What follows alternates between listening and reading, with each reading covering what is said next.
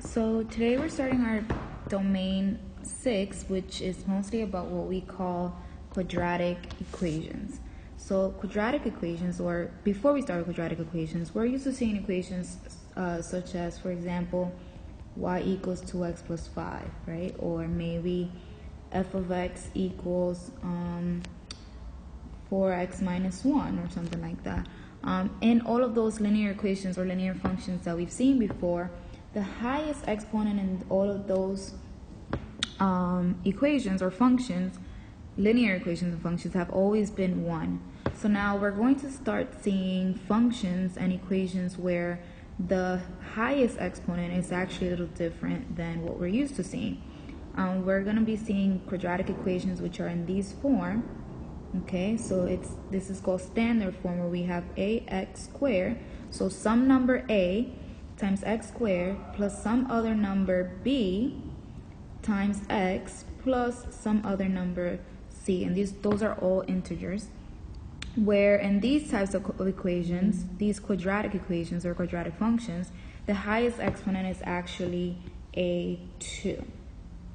Okay, so that's the first big difference between linear equations and quadratic equations. Here, the biggest exponent that we're always going to have is always 2. So anytime you see an equation or you see a function and you see an exponent of 2, or the biggest exponent is a 2, you're going to see that that's what we call a quadratic equation. Now, when you start graphing these quadratic equations, you'll notice that they make a much different shape than what we're used to seeing, right? When we graph linear equations, we usually get a straight line, either going up or going down, or horizontal or vertical line. Quadratic equations, they actually create what we call a parabola. Okay, they create what we call a parabola, which is just a U-shaped graph. So if I were to graph something, most parabolas are either going to look like this, opening up, or they're going to look something like this, opening down. So they make something like a U. They make a U-shaped graph. Okay, now every parabola has what we call a vertex, which is also called the turning point, easier to remember that way, of the graph. Okay, so wherever your graph starts to turn, so for example, if I'm following this red graph right here, wherever it starts to turn, which is right here at this point, that's called my vertex. That's called a turning point, right? If I follow this graph down here, right here it starts to go up, up, up, up, up, up, up, and then it starts to come right back down. But right here it's going down, down, down, down, down, down, down, and then at this point, now it's coming right back, oops, it's coming right back up. So at that point, where we see that our graph starts to change, at that point, that is called our turning point, okay? Now, let's look at the equation that we have right here. We have f of x equals x squared. Remember, f of x is the same thing as y, so we have this function where we take our input x and we are squaring it. If you remember, to square something, it means to multiply it by itself.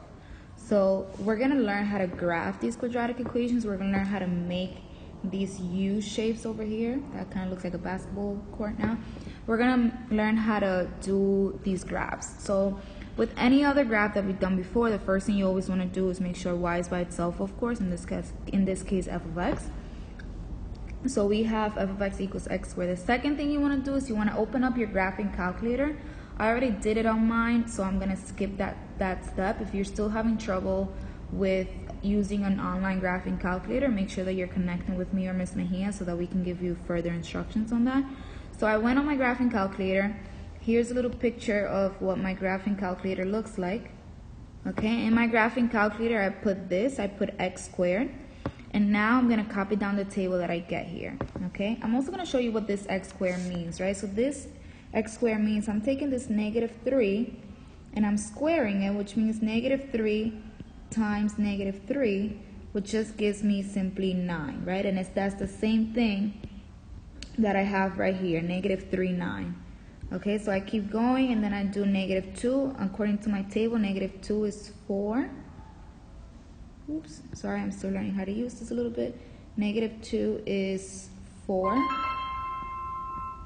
For -1 is 1, right? I'm following my table right here. For 0 is 0. For 1, I get 1. And for 2, I get 4. And again, I'm just taking my x values and I'm squaring them. So I'm doing 3 times 3, which gives me 9. Okay? So now that I have my table, then I can go ahead and just start plotting my points, right? So I have the point x right here. This first point is -3, 9. So I'm going to go to -3. And then I'm going to go up to 9. So 1, 2, 3, 4, 5, 6, 7, 8, 9. And I'm going to put a point. Actually, let's backtrack a little bit. So now that I have my table, when you're graphing quadratics, the first point that you always want to plot is your turning point. So if you look at your table, you're going to see that there's always going to be a point. Well, there's always going to be a point on your table, unless it's a decimal, where everything is going to start repeating again, right? So if I look at my table here on the left, you can see that at this point right here, after this point, all the y values start to repeat again, right? So I went from 9 to 4 to 1 to 0, and then back to 1, again to 4, again to 9. Right here where your points start to repeat once again, that is called your vertex, okay? That is called your turning point. If you're on your calculator or your online calculator and you're looking to see, okay, which one is the vertex, because I have to plot my vertex. You want to look on your table and scroll up and down the table till you find at what point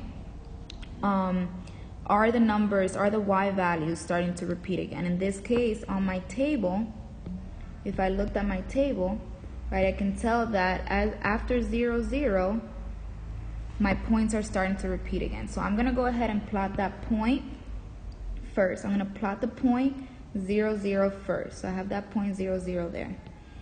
Then once you plot your vertex, what you want to do is you want to make sure you plot at least 3 points or 2 points to the right and 2 points to the left of that vertex. So I'm going to plot -1, 1, that's 1 point.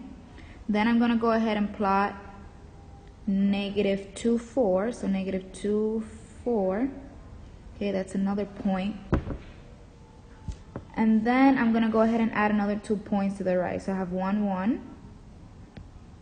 And then I have 2, 4. Oops. I'm going to do that again, sorry. I have 0, 0, which I already plotted. -1, 1, 2, 4. And then I have 1, 1. 2, 4. And now that I have at least those 5 points, if you are able, the good thing is that you have your calculator, so you can continue plotting as many points as you can fit. So -3, 9, and then 3, 9 as well. 3, 6, 9. Okay. And then what you want to do is you want to go ahead and connect your points, making that U-shaped graph. With your quadratics, it's very important that you add your arrows, okay? You want to always make sure that you add your arrows. You do not want to forget that, because otherwise your graph would be incomplete. So if you're graphing your quadratics, again, you start with your vertex. After you've made your table, plot your vertex. You plot a couple of points to the left and a couple of points to the right of your vertex. And then if you can fit more, you do that as well. And finish off by connecting your points and drawing your arrows. Okay, that should be enough for you guys to go ahead and complete your task, and make sure you're following the steps that I've included right here on your mini lesson.